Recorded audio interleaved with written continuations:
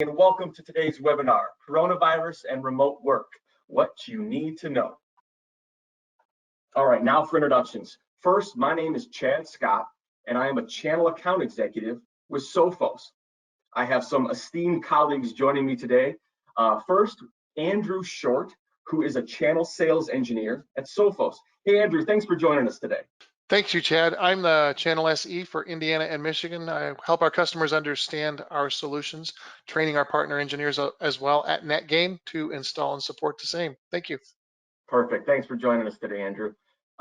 Next, also familiar face in the NetGain family, Scott Logan, Director of Security at NetGain Technologies. Scott, welcome today. Hey, thanks, Chad. So welcome everyone, and thank you for joining us. As Chad mentioned, my name is Scott Logan. I am the Director of Security for NetGain Technologies.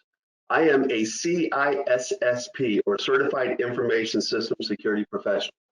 I am also the CSO for many of our NetGain clients. So normally I am focused on positioning security surrounding the actual business and or data centers. This is a little different.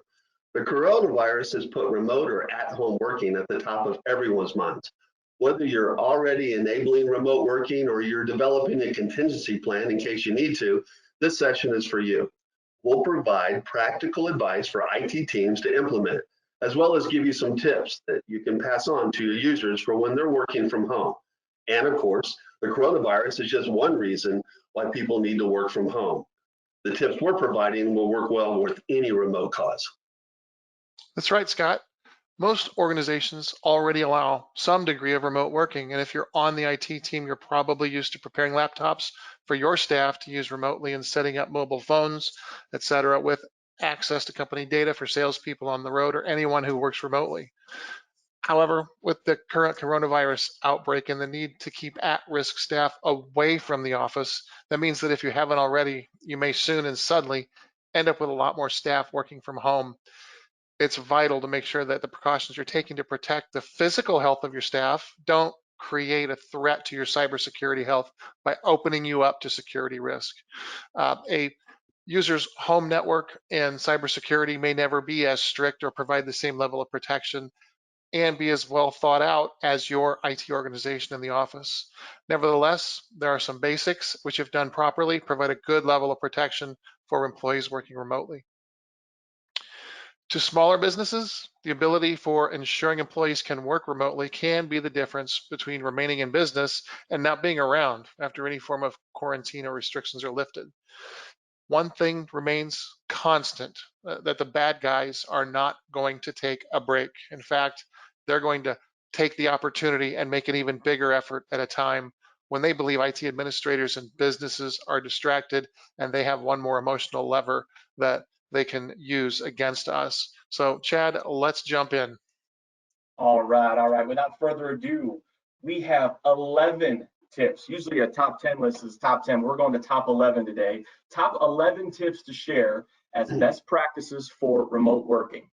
Now, depending on the maturity of your remote working setup, some may apply more than others. However, we're going to try to cover as many scenarios as possible. So we're going to dive into number one, make it easy for users to get started. It's got to be easy, right, Scott? Yes, that's right. So, but let's get this started off. The first step is to make it easy for users to get started in working from home. Remember, you should always use a company-provided or IT-hardened device when connecting to your company's network remotely or from home. There are a lot of contingencies when working from home. For example, flat networks, meaning that there is no separation between other systems or devices on your home network. Weak Wi-Fi's. Many home users are not very strategic when it comes to setting up home security, and other devices possibly not secure lurking on the network. If you do not have a company-provided computer and you would be using a personal system to connect remotely, you should contact your IT team for proper instruction. Andrew, can you dive a little deeper in this? Absolutely, Scott. Thank you. In working from home, a user may already have a work device that's set up properly. They could take this device home and connect it to their Wi-Fi and work as though they were in the office. That is the ideal. But what if a user needs to work from home from a personal laptop? Could they continue to do their job? In this case, you need the remote user to set up a device safely and easily without IT's physical intervention. Data protection, both for the company and the individual, is paramount. Because they are mostly interested in getting back to work, security software is probably one of the last things users are going to consider. However, it's important to protect both themselves and the company. And you ask yourself some simple starting questions. So without IT's help, can an employee set up a home laptop? Can they successfully authenticate to appropriate services like mail, Salesforce, etc.? Can they install the necessary products, Microsoft Office, a specific web browser, security products?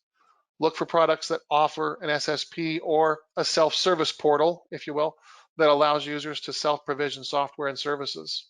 This will enable end users to self-provision easily and correctly with access to all the necessary services to do their job and protect themselves from the bad guys. That brings us to the second bullet. Chad? Tip number 2 is to make sure that all devices and systems are fully protected and up to date. Now, perhaps that sounds obvious, I get it, but it's worth saying nonetheless. Scott, do you agree?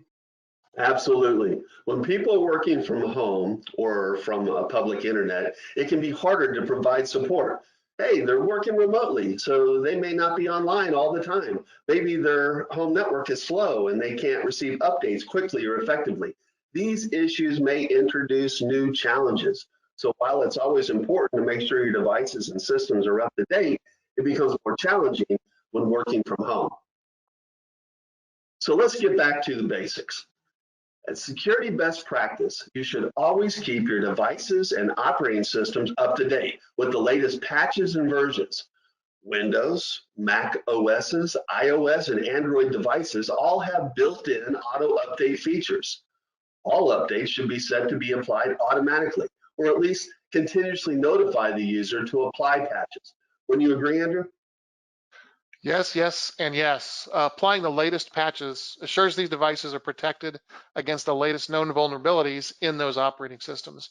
All major vendors have spent a great amount of time to make this easy for both end users and administrators, and there's no excuse to not be at the latest versions of these operating systems. The very same advice applies whether the operating system is running in a physical or a virtual infrastructure. The advantage of keeping operating systems up to date is it provides bad guys fewer avenues of attack against your users. Ask yourself, of all the devices that can attach to the network or the internet, how up to date are they? And now for your user's home environment, depending on the vertical that you work in, you may not care if they haven't updated their Sonos speaker system or PlayStation to the latest version. Pay attention to the devices that will interact with your company data and access company services and resources. Generally, this will just be their laptop and a mobile device. Again, depending on how sensitive your company is, it may be more devices. Next, after the operating system, are you running the latest versions of all your software? Office, Adobe Acrobat, things like that. Consider both your security software, your endpoint and mobile protection, for example, and your business software. Prioritize keeping them up to date. Again, this is another security best practice. Companies like Microsoft, Apple, Adobe are very good at issuing patches to protect against known vulnerabilities in their products. Sophos is always updating the protection provided by our security products. And again, all of these companies have made it easy to keep their products up to date. So just doing these basic steps, update the OS, update the software, this can help reduce the attack surface and risk while working from home. I'll add one more. Update your virus and malware signatures. NetGain recommends and even uses Sophos Central. Sophos Central keeps you in the know with all of your signature levels, no matter where your users are located. And that can be a huge help. Isn't that right, Andrew? Yes, it is right, Scott. And from the experience of the Sophos own MTR and Sophos Labs security experts, we often find the initial point of entry of a ransomware attack was an unprotected device, maybe one that hasn't been patched or has out-of-date security protection. Again, you may not care if your employees keep all of their home devices up to date, But if that laptop comes back into the office, it becomes a concern. All right, we're on to tip number 3, and it's all about encryption. Encrypt your devices wherever possible. Scott, talk to us a little bit about encryption today. So this piece of advice applies to good data protection, but specifically to traveling systems.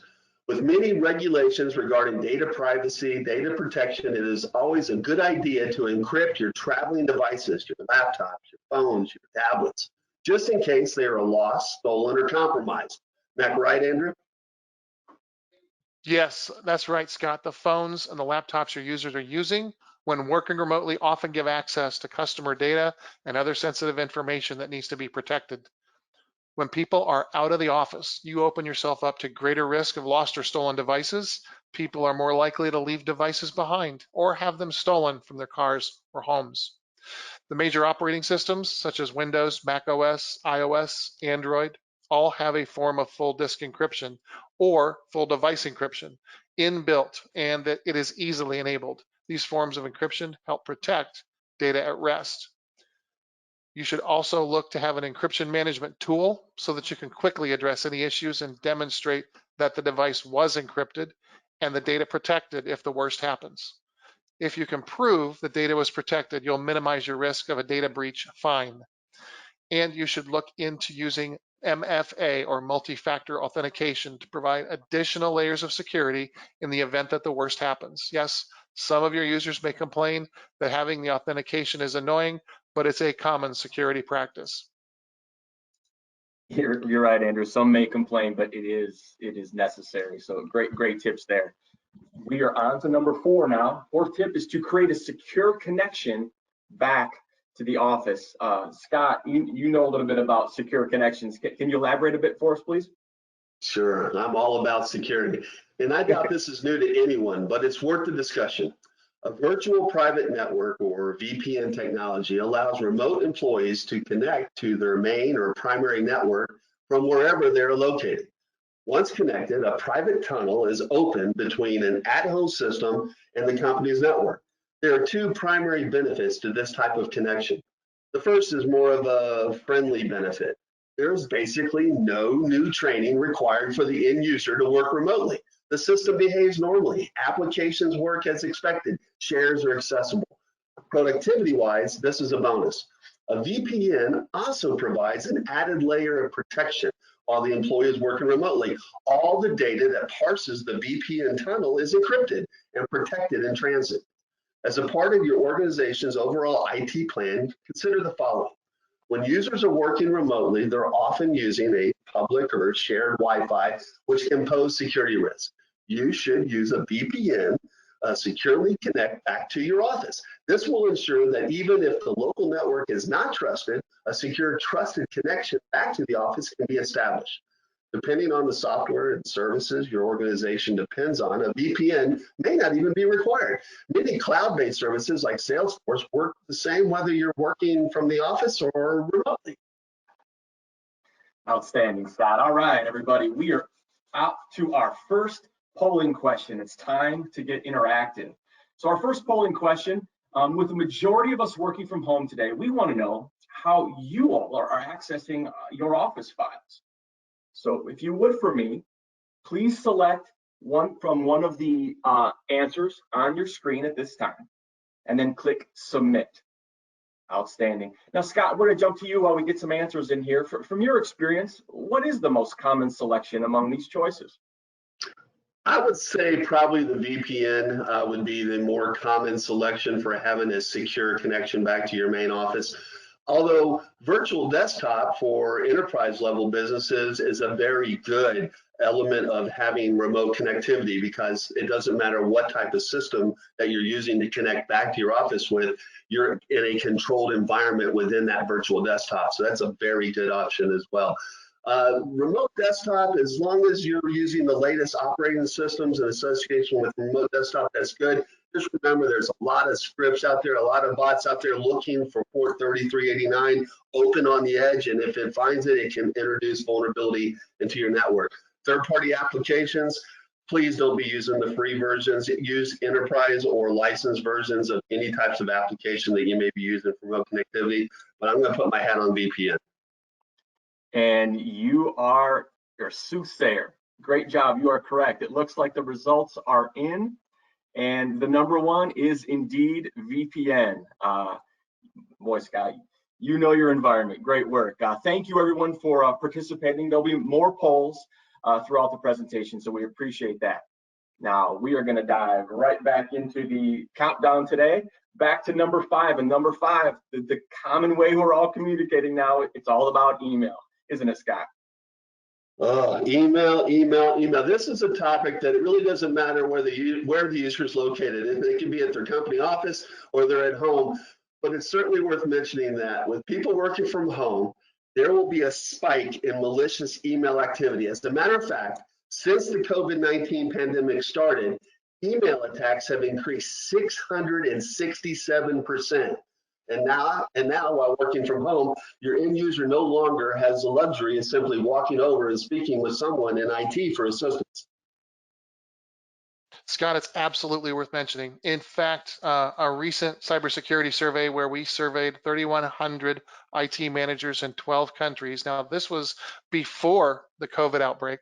The email was the way that 33% of successful attacks got into an organization. And they may have had malicious links or malicious attachments, that sort of thing. And when a user is in your organization, may have many mitigations in place to stop them from clicking on malicious links. When a user is working from home, they may not have those same mitigations in place. Therefore, you need to ensure that your email protection is up to date and that inbound and outbound emails are being scanned for threats. Phishing is also a big part of email security. In fact, more organizations were affected by phishing last year than any other threat. The people behind phishing emails are very quick to take advantage of an issue or an opportunity, and they see this COVID outbreak as an opportunity. At Sophos, we've already seen phishing emails that exploit the interest in coronavirus. This tasteless and exploitative example was identified by the Sophos security team, and sadly, we anticipate a lot more over the coming weeks. It's from the World Health Organization. Please push this button. A great way to get yourself infected with the latest malware. So raise awareness with your staff and the need to be extra vigilant at this time as the crooks are looking to exploit the current situation. Scott, do you have anything to add to that? Yeah, well, look, when you're at work, you are more aware to your surroundings. You have a heightened sense of security. When people work from home, they tend to relax. They take their feet up. They let their guard down. That is exactly what hackers are hoping for. If you're not testing your employees for good social awareness, this is the best time. NetGain offers strong social awareness programs featuring continuous testing and training programs. It's troubling that the bad guys are taking advantage of us now. So thanks for that, gentlemen. All right, we're up to our second polling question. More interaction from our attendees today. We'd like to know, what email security practices do you have in place today? Now, you would, for me, select from the responses on your screen and please click submit. While we wait for the answers to come in, hey, Andrew, will you break down advanced threat for us? I would categorize advanced threat as something that is in email. First of all, it's going to be a link that I click. Is it going to access a known malware site? You know, we have a large catalog of IP addresses, URLs, or places that you simply should never go because you're inviting trouble. And they could also set up things like downloading a script that's going to register your computer with a botnet, something that we term command and control servers. There's a lot of different things that can be dropped into an email. Most of them are going to be in the form of a malicious link or a malicious file or script. And advanced threat is geared to all of the mechanisms that those tools might use to try to get you infected with one of those phishing attacks. Great, understood. All right, I think we're ready for the answers. There it is. That is coming from Sophos, 100% for antiviruses. It warms our heart. Great work there, everybody. Nice work. Okay, we'll be moving on now to tip number 6, and that's enable web filtering. Let's talk web filtering. What do you think, Scott? So web filtering is a technology that ensures that users can only access web content appropriate for their workplace and or work role. When a user is in the company office, it is normally a gateway device that will enforce web filtering rules. When working remotely, there's a very good chance that a web content filter is not even available. Internet activity goes directly out the local network, and internet searches do not parse the company gateway, aka no filtering. Hello, malicious and possibly inappropriate web activity. Sophos created a complete endpoint protection solution that includes web filtering at the device. So now, if the device leaves the company gateway, web filtering is still enforced. Remember, installing a web filter will ensure users can only access business appropriate websites, and users are more protected from risky or possibly malicious websites that could leave them vulnerable to attacks. Great stuff, Scott. Once again, very, very wise. Jumping into number 7 now. Number 7 is all about the cloud and backup, backup, backup. Please enable use of cloud storage for files and data. Andrew, we deal in backups all the time. Can you elaborate, please? I can elaborate. Backup, backup, backup. That's good advice right there. Sometimes users will have all the necessary files and data on their laptop, and that means working in the office or from another location makes little difference. However, that isn't always the case. Making use of some form of cloud storage for data and files enables you to ensure that your employees have access to all the necessary data to continue doing their job, irrelevant of the device that they're using. Also, think back to the first topic of making it easy for a user to work from home.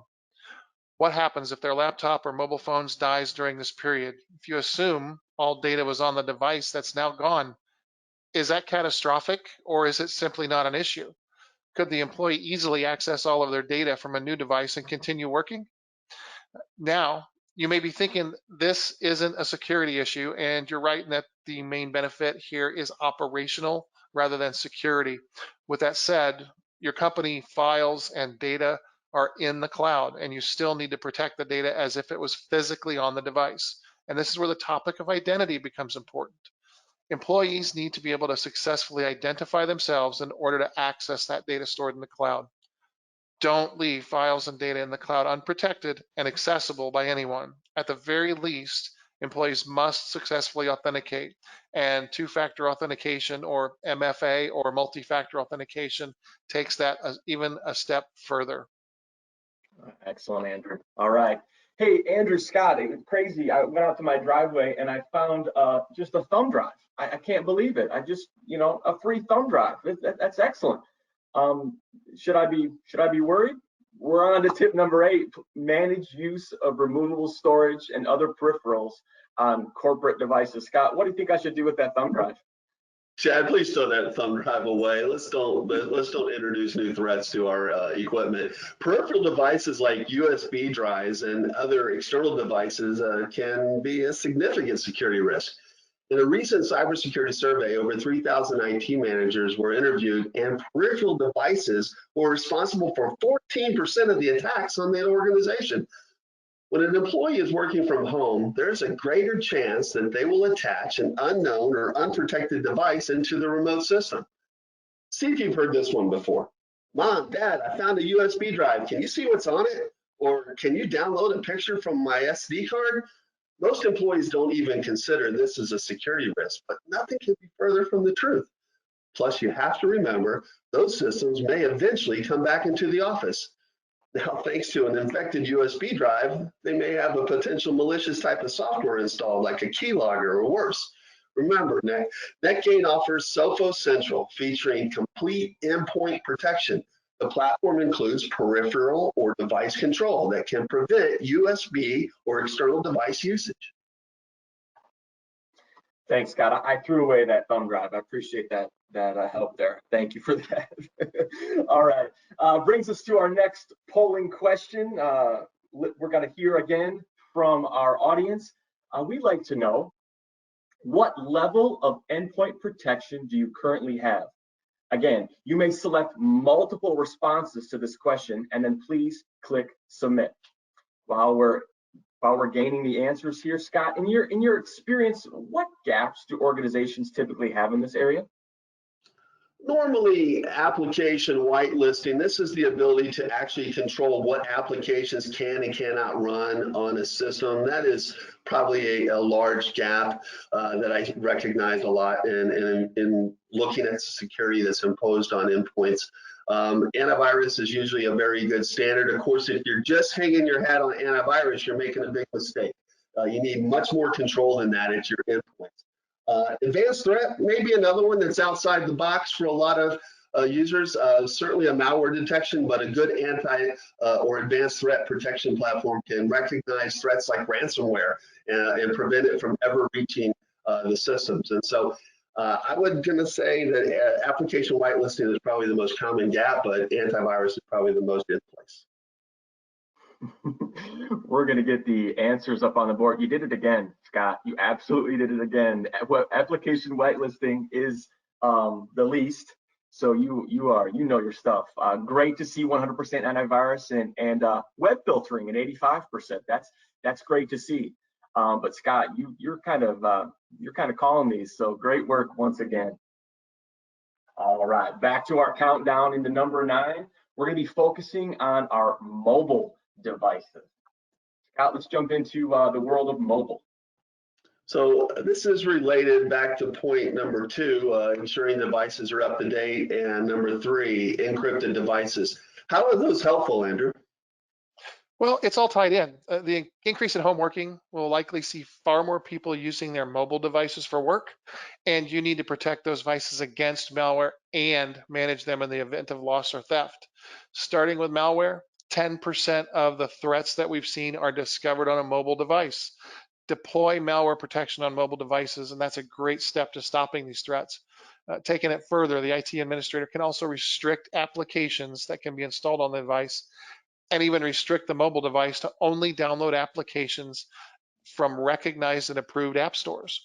This additional step gives both the user and the IT administrator a higher level of confidence that not only valid and appropriate applications are installed and used on these mobile devices.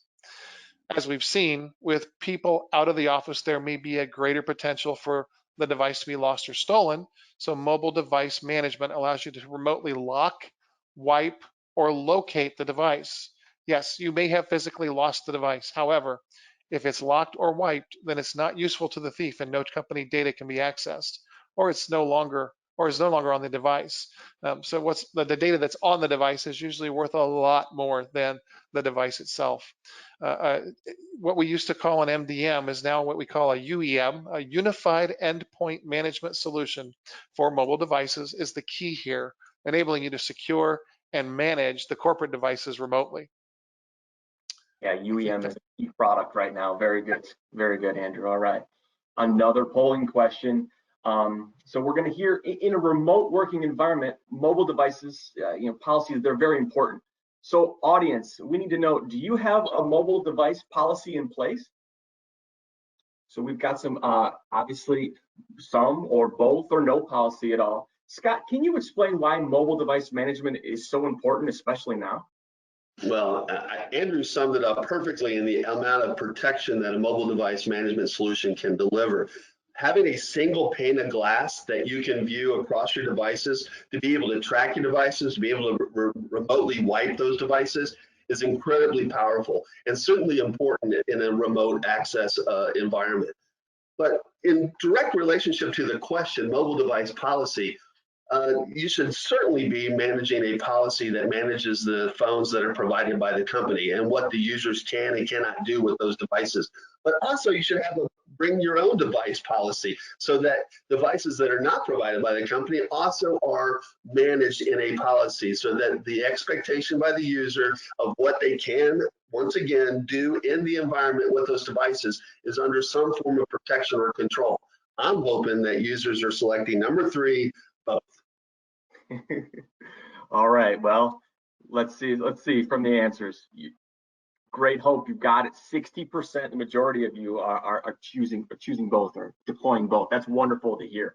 For the others, I know that NetGain can help incorporate other policies involved. So make sure to reach out to your team and bring those up to where they need to be. So Scott, once again, you're on the case. Moving on now to tip number 10, and it's all about dealing with the issues. You got to deal with these security issues. How do you communicate? How do you report? How do you support? Scott, I know you know how to do this. What do you think? Well, let's face it, remote can be a challenge. And when the end users are having a problem, it can be even more of a challenge. So you need to give your end users a quick and easy way to report work and security issues. If you haven't already, set up an easy to remember email address, for example, security911 at your company's domain, where users can report problems and concerns quickly and easily. A good point to remember on this is that a lot of cyber attacks succeed simply because the crooks try over and over and over again until one user makes a mistake. So if the first person to see a new threat has somewhere to report it, where they know it will get picked up, they'll end up helping everyone else. Great stuff. We did it. We're at number 11, the final tip. Make sure you know and understand the shadow IT solutions. Scott, help us understand, or excuse me, Andrew, help us understand what shadow IT even is. Well, shadow IT is where non-IT staff, whether it's marketing or finance or someone else, finds their own ways of solving technical problems for the convenience or speed. And when a user is working remotely where they're free from the shackles placed on them by IT, they may find creative ways to do their job. If you have a bunch of people who are used to working together in the office who are now working remotely and in a room alone, it's quite likely they might come up with their own ways of collaborating online using tools they've never tried before. The first consideration here is security, and particularly, I mean data security. I'd like to share with you an example of how shadow IT can create a security risk discovered by Sophos' own Global Security Operations Director, Craig Jones. Trello. Trello is a free tool frequently used to help individuals and teams manage their workloads and their productivity. And while it sounds great, and it works pretty good, if Trello boards are left public, which they often are, they are exposed to the world, and worse still, indexes can be searched by search engines like Google. So your meetings and that corporate data that you put in Trello are all of a sudden searchable by anyone from Google. Craig was able to dig up boards containing sensitive HR data, data related to fixes required to properties, including broken door locks, and names, emails, dates of birth, ID numbers, bank account information, and more of people associated with a faculty's company. Therefore, what may seem like a great idea to a user with good intent even, it could potentially expose extremely sensitive internal organization data to the world. So you got to be careful with that. That's a good point, Andrew.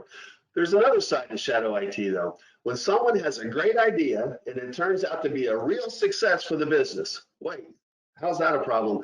Here's an example. A website or a domain is purchased by an end user, and a new company or online presence is created, and everyone loves it. But because the work was completed while away from the office, the process did not go through normal company channels. So no one tracked who paid for the new domain or website, or the authentication required to access it is never retained. This is just an example, but it's important to remember working remotely doesn't mean you have to work differently. Policies and procedures should be extended to the work at home process. So-called shadow IT isn't just a risk if it goes wrong, it can turn into a complicated liability even if it goes right. Very good, Scott. All right, we did it. We shared the 11 tips that IT teams can use to secure remote working. Now, before we go any further, we want to make sure for each of you to submit some questions to both Scott and Andrew. We're going to be answering those questions here momentarily. First, we also have some tips that you can share with your employees as well. Andrew, I'm hoping you can help me with this one here. Can you have any tips for employees?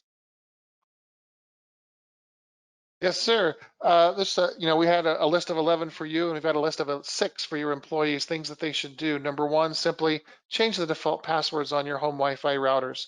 Those are common knowledge, and weak, insecure passwords make it easy for people to access your Wi-Fi. There will be a lot more people looking around for Wi-Fi to use with all of this home working.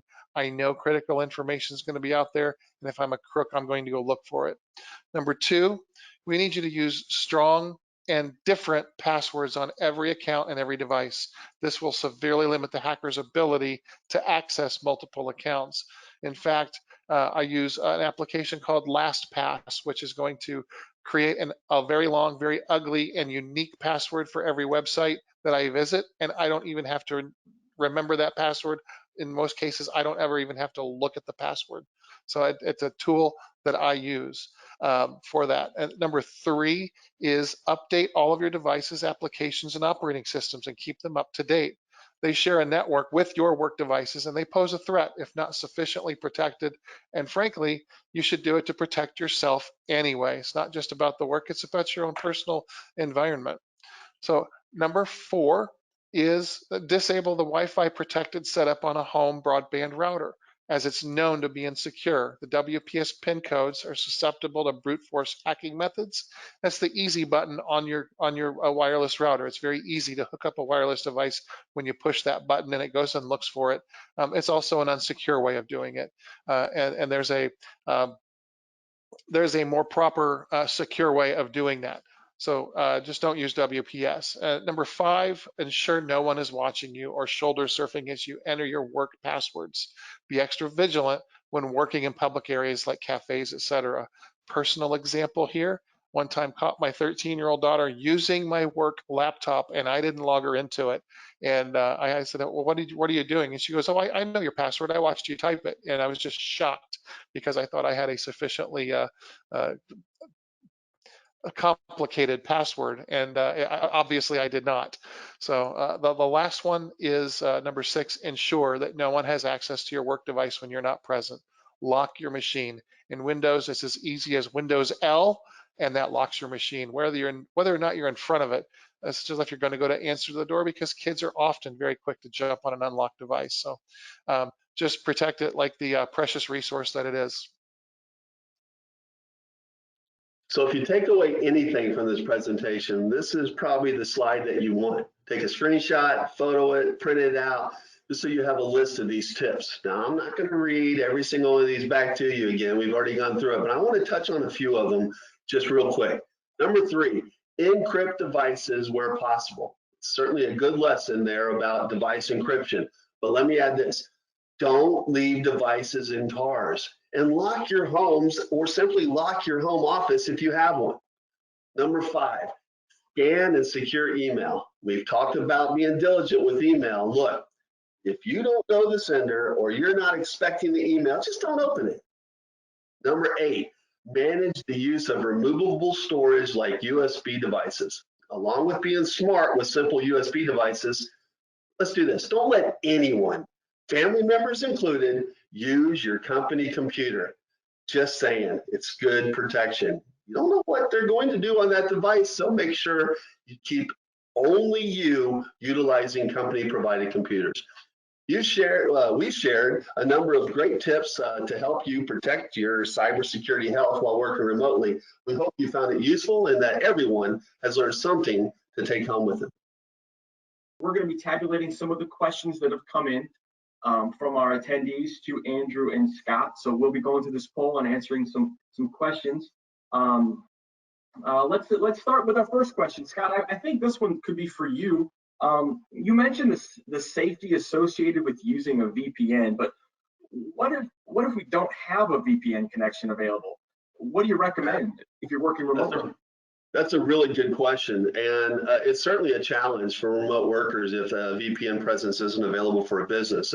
You should certainly reach out to NetGain Technology to see if a VPN is an option for you and how that can be implemented. But if you don't have a VPN, then there are other sources of remote connectivity that can be utilized. But I want to stress that if you're going to use a third-party remote access program like TeamViewer or something to that support, Don't use the free version of it. Use licensed copies. They contain more security associated to the operations of those platforms. So please don't use the freewares. Excellent. That's great. Andrew, I'm hoping you can take this question. You've kind of touched on it a little bit, but can you elaborate a little bit more on password managers? I've heard about them, but what do you think?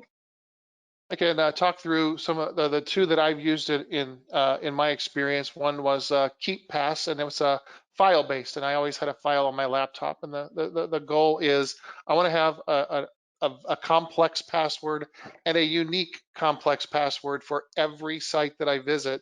That means if somebody goes and gets a password dump from a file, and that's something that the bad guys will do all the time.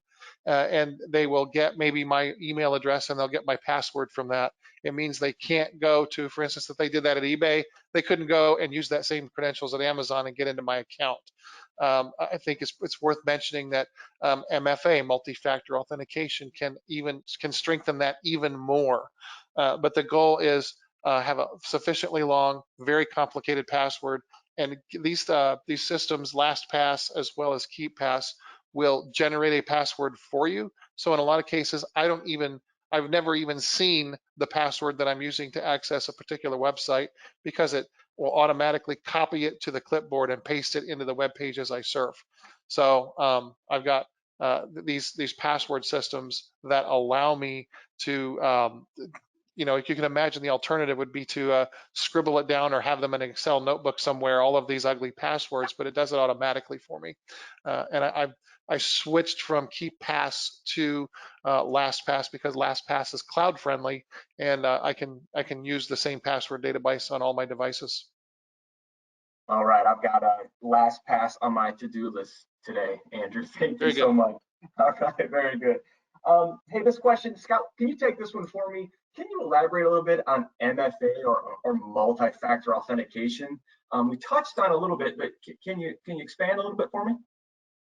Absolutely. So I want to talk about real quick before I get into the MFA factors is the password controls that Andrew just mentioned. Please use strong passwords. NIST now recommends 12 to 16 characters, so make sure that you utilize very strong passwords in your elements. But what does MFA do? MFA gives you a second level of authentication requirement, a second hurdle that attackers or hackers now have to use in order to gain access to systems. MFA can be very protective, especially if you're trying to protect elements like your email that may be cloud facing. So you want to make sure that in the effort of somebody trying to brute force your passwords, if they're successful in phishing that information out of a user, there's another level of authentication that's required. And that's where MFA really is very powerful. Yeah, that's definitely a safety agent that is necessary, Scott. Thank you so much. All right, we've got another question here. It's regarding MDM options. I guess seems to be some restrictions to basic usability, but are the MDM products mature now, Andrew? The MDM products are really, it's a bring your own device world. And so I can have, for instance, an iOS device or an Android device, Google Chromebook, something like that, where a user wants to use it with work. Hey, I bought this new device, it's a lot of fun, and I'd like to use it for work. Well, we're going to let you access email. We're going to let you get to these particular resources, and it's a give and take. So Apple is going to give us a set of compliance hooks that we can use. Android's going to give us a similar but different set of compliance hooks that we can use. Same with Microsoft. And for instance, it's a very simple example as a password. I'm going to set a PIN. How complex should that PIN be? Well, if I don't have a PIN set, maybe I pull back some of the rights from that device in my MDM solution. So I can make sure that the devices that are being used to access corporate resources are set up with policies that we've predetermined. And if they are not set up with those policies, then we're going to pull back those rights. And at least the Sophos mobile solution is built to, from a single pane of glass, reach all of those platforms and manage them in very similar manner. So making something that's different, at least manageable in one interface.